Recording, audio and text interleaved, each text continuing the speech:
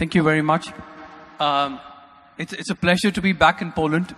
I think this is my 12th visit here. So almost feels like second home for me. And you know, we had this debate yesterday about humans versus robots.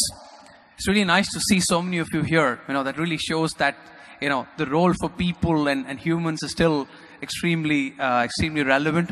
And it's good to see many of you here at 9:30 a.m. despite the hectic party last night. Okay, so what are we going to talk about today?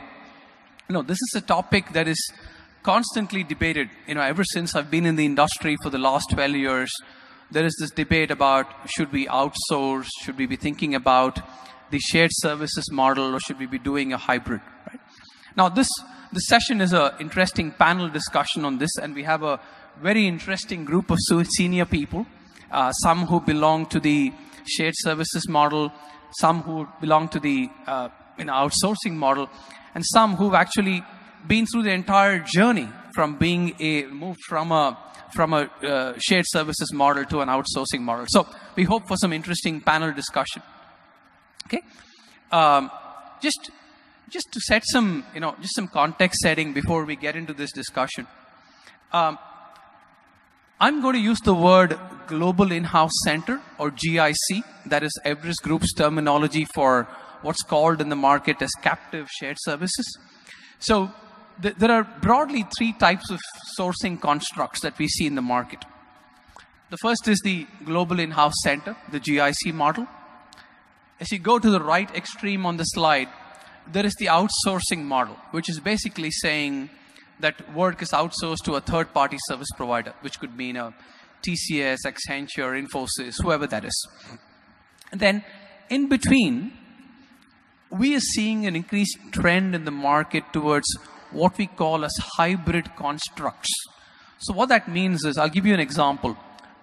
BOT, build, operate, transfer.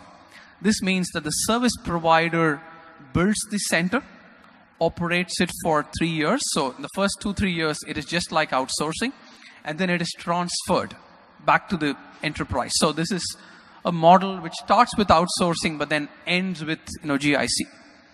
Then there is a virtual assisted GIC. What this means is that all the staff in the center belong to the service provider. So the service provider is responsible for delivery, but the management and control of the center is with the enterprise, with the GIC. So we're seeing multiple instances of hybrid sourcing constructs in the market. So a few quick market statistics. If you look at it in terms of share of global global services, this is all offshore, nearshore locations put together. So India, Philippines, China, Malaysia, Poland, Romania, entire market of offshore, nearshore put together. The global in-house center market is about 25% of the FTEs. The outsourcing market is 70%. Now, view these numbers with a little bit of caution, right? Because very often the nature of work being done in the GIC and the outsourcing is quite different. Secondly, this mix varies a lot by function and by industry vertical. So for example, if you look at the banking industry, the mix is almost 50-50 between GIC and outsourcing. And even within banking, if you look at IT, the mix is, say, 40-60, GIC service provider. If you look at operations and finance within banking, the mix is 70-30. So there are lots of variations in this depending on the industry, the nature of work, etc. And just some fundamental principles. As you move towards the outsourcing model, there is lesser risk taken by the enterprise. There is more oversight made by the service provider. As you move towards the GIC model, there is more investment and risk being taken by the enterprise. So just some context setting here. Okay, so how do you make these decisions around models? And I'm sure many of you have wrestled with these decisions. One way to think about this is really about helping the organization achieve its overall objectives. Right? The sourcing model decision is about what you want to achieve as an organization. Let me give you an example. To what extent does your organization want to run as a global centralized kind of setup? Or is your organization effectively operating globally, but running locally within each of these markets? Right? If you're thinking about running a global sort of center of expertise that needs to serve multiple geographies, multiple regions, the GIC model is a better fit because you can then build that as a center of competence. But if you're operating as disparate geographies, each geography in its own operating model, then it may not be efficient to build a GIC at scale to serve multiple geographies. The other way to think about is what kinds of skills and expertise are you looking for, right? Let me make a provocative statement here. With the increasing advent of digital, we talked about digital yesterday with about social mobility, analytics, we are seeing an increasing shift towards the GIC model, right? Because companies are saying these skills are critical to our enterprise. These are core to our competency. And therefore, we're seeing more evidence and growth of the GIC model compared to the service provider model. Flexibility. The outsourcing service provider model gives you more flexibility. If the nature of your demand is such that, there is going to be a lot of volume fluctuation, you don't know which skills are going to exist after, a couple of years, then the outsourcing model is better suited. Ultimately, a big decision here is around culture and risk appetite. Right? Do you see the use of global services as an integral part to your global talent model? Or are you really saying, look, this is not core to me, let it get outsourced? So the extent of culture and risk appetite makes a big difference because it takes in a lot of effort and management bandwidth to be able to run a GIC successfully and evolve it to be a value-added partner. So if companies don't have that long-term vision for the GIC, then the service provider model is likely to be a better fit. So we'll talk about more. I'm going to hold on to this debate on economics, which model is going to be economically more attractive. I'm going to leave that for the panel discussion. So fundamentally, this is about, there is no one right answer here. It's about which sourcing model configuration is best suited to meet the organization's objectives. Right? And almost all global companies use a hybrid. Right? They use, for some work, they use a GIC. For some work, they use a service provider. But we're seeing an increasing shift in the market into how you rebalance these models. How do you optimize what work is done within a provider, what work is done within a GIC? So for example, we've seen segmented approaches where companies are very clear this kind of work should be done in the GIC, this kind of work should be done in a provider. Some other companies do the same work in GICs and providers. The reason for that is to give them a risk diversification option. So there are very interesting models here in how companies have thought about hybrid models. On that note, I'm going to start off with the panel discussion. First question to the panel is, I laid out different factors that companies look at in making decisions. Which of these factors do you think are most important? Let me start with you, Eva. Out of this 8, and all 8 are valid, to me, the culture and the risk appetite is the most critical. As they say, culture of the company is to some extent like gravitation. You don't really realize it's there until you jump up. And this is exactly the same.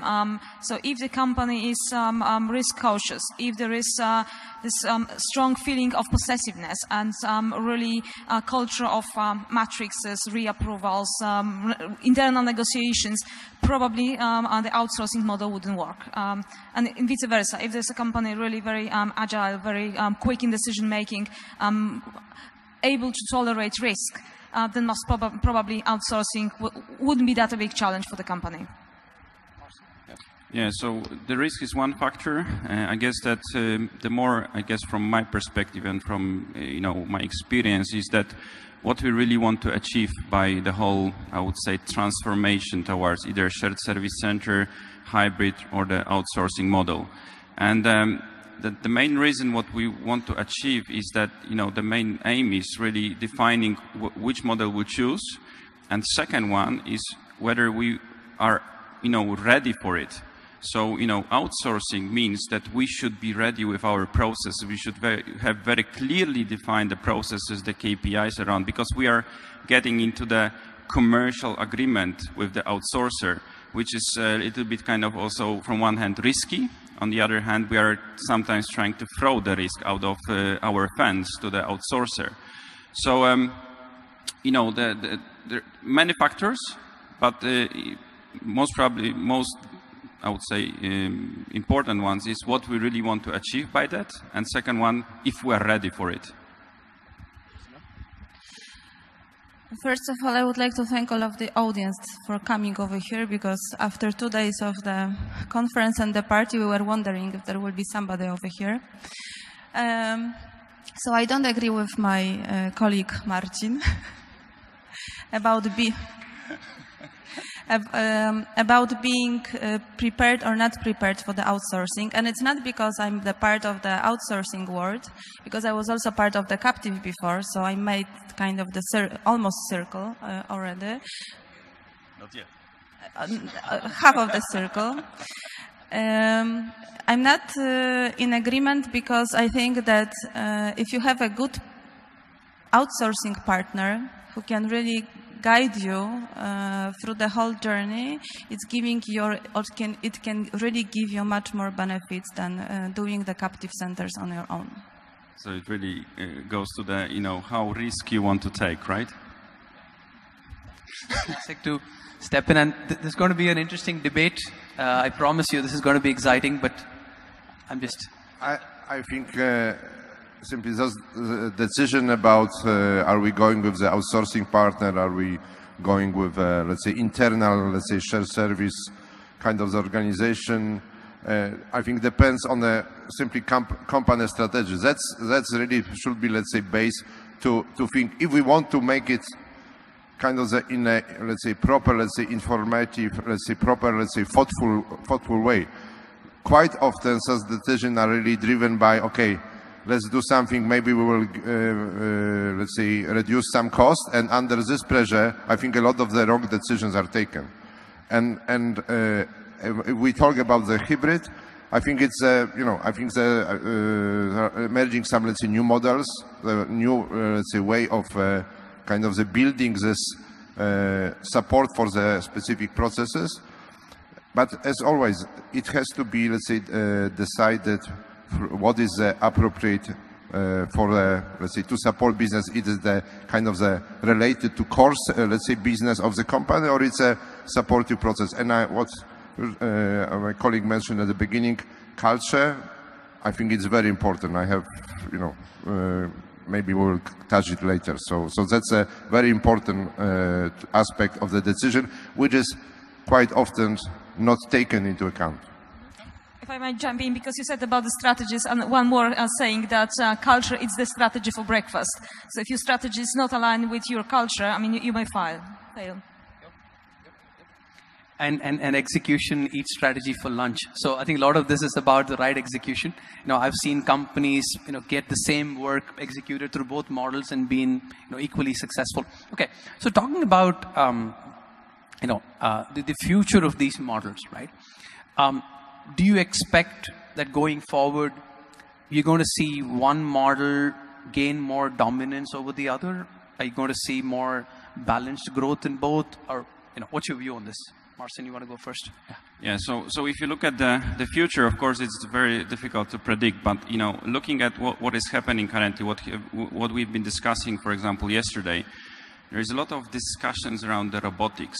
But the point is that it's not really about that yet, because I guess we are not ready for robotics at this point of time, because the processes that we want to automate, they are, in fact, I dare to say, you know, it's like for every, you know, entire service business, they are absolutely at least 50%, there is a waste there.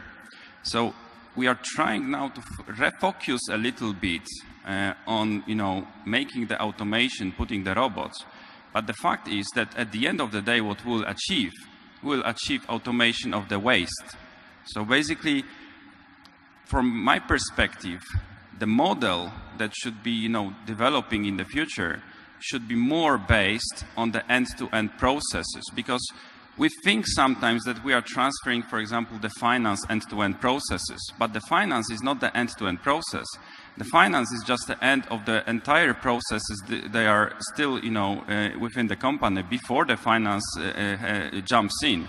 So the more focus should be really on the entire transformation of the processes, really end to end, trying to find out how we can identify the waste within those processes, work together on eliminating those waste, and then when we reach to the moment that we cannot do anything more, then we should think about the automation, robotics, and the next generation. Yeah. So the model, I guess, that is supporting more of this is definitely the shared service center model, because you have really common goals at the end. With the service provider, the main difference is that the goals are usually different. So it's a partnership, but it's a commercial connection, which is usually not really acting and playing in the same team. Marzena, you want to chime in? Yes, I just wanted to say that I like Marcin very much, but I cannot agree anymore again. And I would like to draw the attention to two facts. One fact is that over the almost 15 years of experience, I can see also how the world is evolving.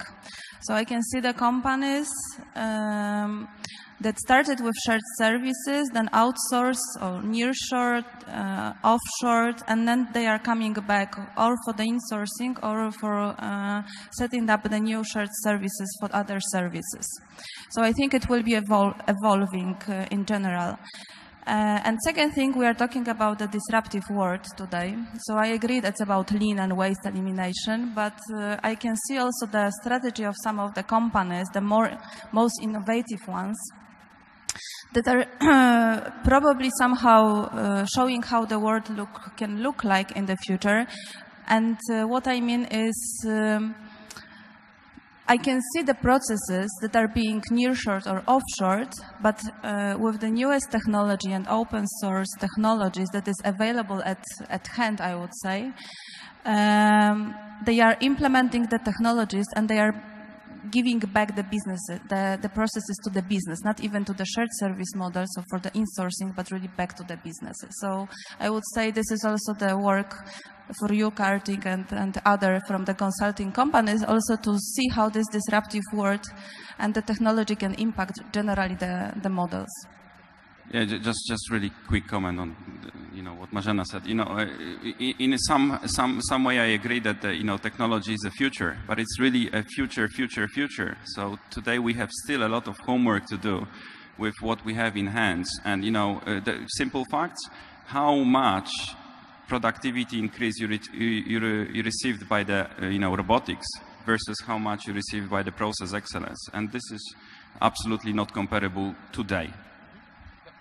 I think that an important aspect is the decision process within the company, how this, let's say, of selecting, let's say, model and potentially partner, let's say, quite often one of the, to gain some, let's say, profits or let's say success of the outsourcing, you need to centralize some operations. And I'm in let's say, let's say, kind of the history being on the various sides, also being on the, let's say, kind of the receiver side, like a client. I noticed that the company made, I had a quite recent example, made a very good, probably, let's say, work, let's say, on this, when selling on the corporate level, but when it comes to execution, it's very difficult to be treated, even I would say professionally, as a partner, providing, helping company in this process, in improving processes. Let's say, not simply saying, okay, we're taking this part, the all burden, less burden is in yours. So this is also on the company side, the process of the decision process, centralized versus distributed, and how the, let's say, especially in the global company, how subsidiaries are involved in this discussion, how they are checking the, let's say, partner on the, let's say, ground level. That's, I think, very important aspect of the proper, let's say, decision and then result of the, let's say, outsourcing.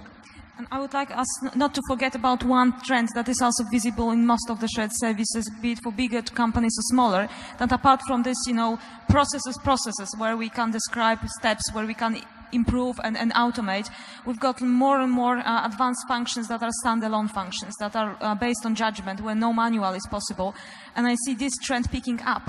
So wherever a company has got an in-house center, there's always a growing part of the center that would be like center of expertise, or will be like a team extension to the onshore teams.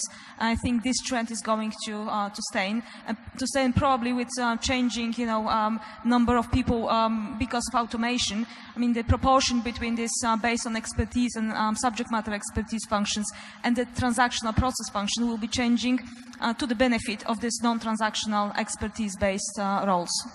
Yeah, and I think building on that, this, as I said earlier, we're going to see an and model in any case, right? It's a question of how do you optimize both and, think about the best value proposition for the GIC and the outsourcing model. I think this short time left, I'm going to ask one question which has at least bothered me for a very long time, and I'm sure many of you have thought about this. If you were to compare the economics of this model, right, of the two models, GIC versus outsourcing, which one is economically more attractive? Which one is cheaper? Which one is economically more attractive for the client? I mean, if you were to look at, GIC versus outsourcing model, which one is economically better? And I understand there could be differences in nature of work done, etc. But let's assume that the type of work being done is the same between the shared service and the outsourcing. Which model do you think is cheaper? Yeah, I think that, the answer for this is a little bit tricky, because if we were talking about really outsourcing end-to-end processes to the service provider, that he would have absolutely full control on what is happening within those processes, then I would, risk to say, yeah, that would be much more beneficial, financially, because we can make more pressure also on the service provider to get the, invoice for the services lower and lower every year, right? But the point is that that's not that simple. So the processes that we outsource, they are part of the bigger picture. So creating, efficiency within the service provider can also lead to inefficiencies within the retained organization. So it can lead to, short term, to some, kind of benefits. It can create some economics, but at the end of the day, if we are not having a good partnership, not good cooperation on the transformation of the end-to-end processes, then we can end up in the situation that the service provider will be cheap. But the point is that we'll have to have more building up the retained organization to make sure that at the end of the day, what we, deliver is with the good quality and with the, good results. Anybody else? I think it depends when you ask. I think that let's say you can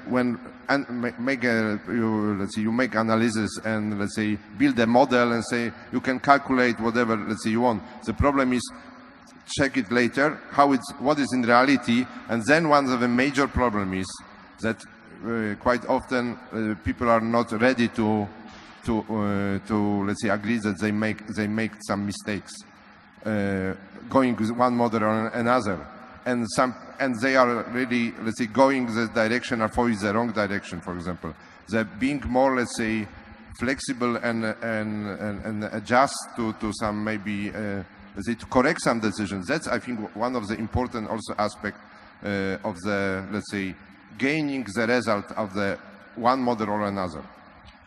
Last comment maybe from my side. I think I agree with the colleagues that I think the most important is the way how we do the centralization or the standardization of the processes, and then if you go for BPO, hybrid, shared service, it's just the second choice. Yeah, and just really last message from my side is like, when you talk about either service provider or the shared service center, it's important to always not blame the service provider, not to blame the SSC, always blame processes. Okay, word for me is that don't look at the financial results the quarter. I mean, don't look at the bill and say, well, this bill is higher than this one, because the real return on investment is often visible after several years, and it's not just the monetary benefits. It's sometimes the benefits in terms of additional innovations that are coming from the SSC, if it is in-house, and any other benefits that are not that tangible. I think we started a couple of minutes late, so I'll use the opportunity for one last question. I spoke about some hybrid constructs, like build, operate, transfer model, or a joint venture kind of model. What's your outlook on those? Do you see some of those picking up, or do you think companies will stick to the traditional shared services model or outsource model? I would probably say, of my experience, of companies are really not tolerating a lot of risk, so having mostly the in-house models. Where I see diversification will be between these operational teams that are really managed service and other services that are like landlord model or in-house model. And I think this duality of shared services, one time process, operational processing, and the other side expertise-based processes. This is, for me, I mean, I think this is the future, at least for the financial and insurance sector. Okay, one last comment. Yeah, from my perspective, I think that if the technology that is really, showed by the service provider will bring the benefits that they are, showing really, I think that there will be more and more move towards the hybrid models. Okay. So thanks. I know this is a pretty short session, and we can go on for hours and hours on this. So just to recap, I think the choice really depends on the organization's objectives. Most global companies use a mix of both models, so it's not really an either-or decision. It's a question of the and really about how to optimize the and. So how do you think about what's the right balance between the two? How do you think about for what kind of work is the shared services model better suited? For what kind of work is the outsourcing model better suited? And lastly, and most important, irrespective of whichever model you choose, what do you need to do to make it work successfully? Okay. On that note, we conclude the session, and I hope you all enjoyed this. We're all going to be around during the day, and feel free to reach out to us if you have more questions or you would like to continue the discussion further. Thank you very much. Thank you.